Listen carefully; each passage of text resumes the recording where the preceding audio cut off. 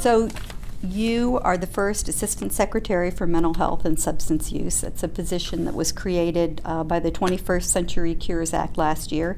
It's a big responsibility, big plans, and it's a return to SAMHSA for you. You spent 2 frustrating years here before, it seems like.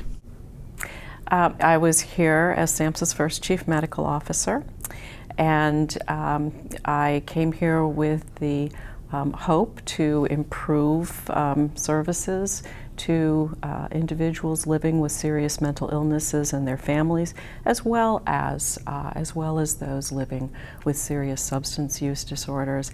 I found that at that time that SAMHSA was not an agency that was really very interested in what I consider to be the great number of services that are needed for people living with serious mental illness. And what I mean by that is SAMHSA was very focused on something they called recovery. They had a definition of recovery. Recovery basically looked at issues related to living in communities, self-directed care.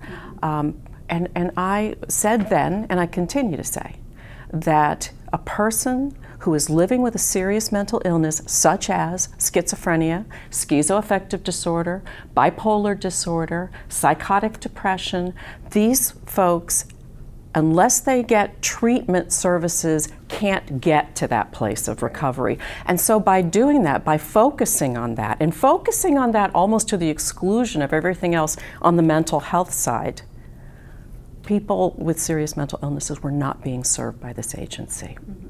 And that's why I left. I'm a psychiatrist. I've dedicated my career to people who live with serious brain diseases. And I really felt that SAMHSA had the potential to make a huge difference for Americans living with these disorders and their families. But they were not living up to that. Mm-hmm. And absolutely not was I going to stay in a place that I felt was not serving people with these illnesses. Mm-hmm. So now that you're back at SAMHSA, you're refocusing on proven interventions. And I guess you're going to be an agent of change here. The recent, your office recently submitted, I think it was a 108-page report to Congress, and it found some pretty striking things, I think. 50 to 90% of people who need mental health treatment are not getting services in the United States. Yes, ma'am. That's a pretty shocking number. Stunning, isn't it? It is. Very high rates of suicide in people with mental illnesses. Yes. Lost years of life. Yes. Many people in jail. Yes. How are you going to address those?